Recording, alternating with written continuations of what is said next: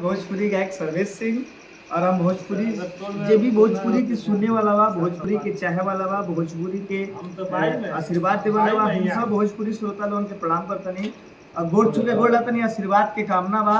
और आज ही बताओ में बहुत खुशी हो रहा बा कि हमारे बड़े भैया, हमारे गार्जियन, हमारे सबसे बड़े आदर्श अनुराग भैया के आज बर्थडे बा। मास्टर साहब के भैया के जन्मदिन के ढेर सारा हार्दिक शुभकामनाएं और भैया जी हजारों साल और भैया ऐसे ही तरक्की करते रहे। आप लोग भी भैया के ढेर सारा जन्मदिन का शुभकामनाएं दें।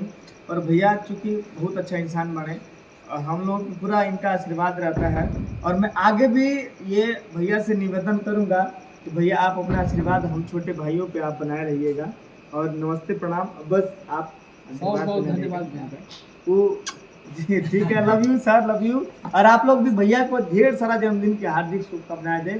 आई लव यू और ढेर सारा जन्मदिन की आपको हार्दिक शुभकामनाएं। लव यू सर। ठीक है सर, लव यू।